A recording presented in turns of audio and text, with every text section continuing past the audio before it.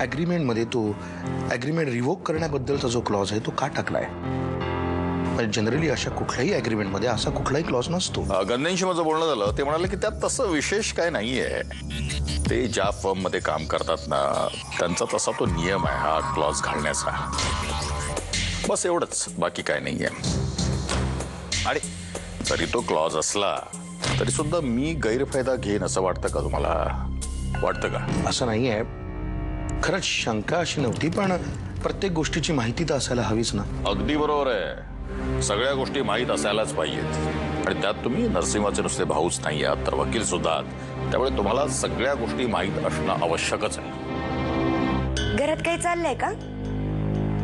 म्हणजे नाही, ते मारुतरावांकडे कोणतरी आलं होतं ना, बरीच बोलणी चालली होती. काना सांगत होता.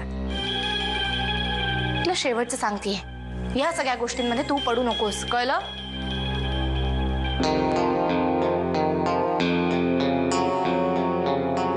जानकीताई एवढी भडकली म्हणजे नक्की काहीतरी भानगड आहे. त्याशिवाय ही किल्लेदार मंडळी तोंडाला कुलूप लावून नाही बसणार.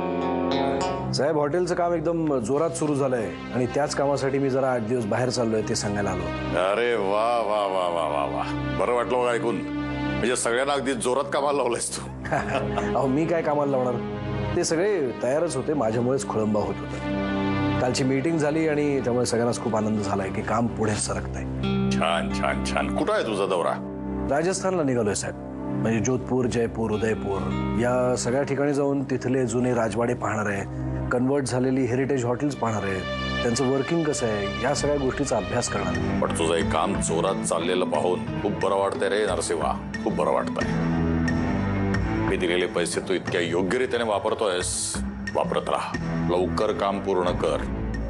आणि तरी तुला जास्त काही पैसे लागलेस तर मला बिनदिक्कत सांगायचं, मी देईन तुला पैसे.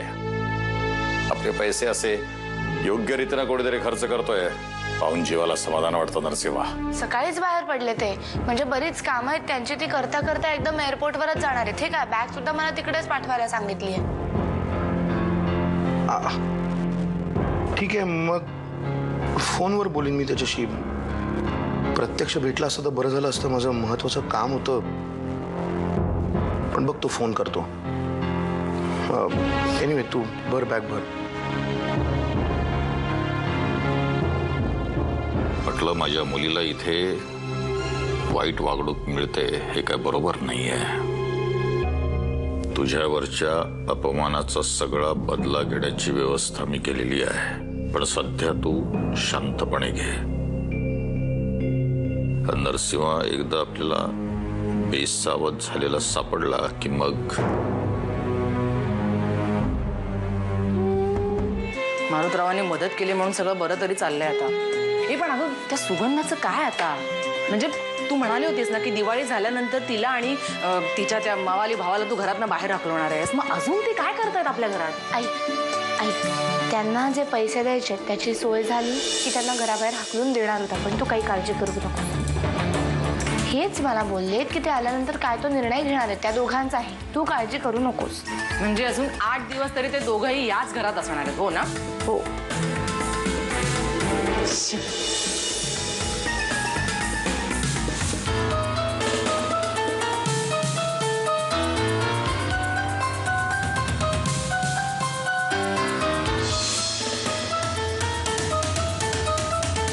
मला तुझ्याशी थोडंसंच बोलायचंय. 1 मिनिट.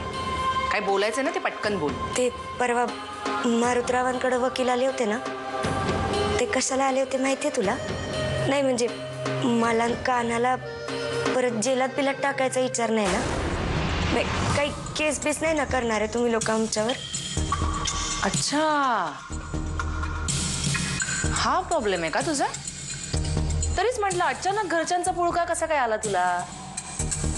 एकतर मुळात त्या दिवशी वकील आले ना, तेव्हा मी तिकडे नव्हतेच, त्यामुळे काय बोलणं झालं ते मला माहित नाही.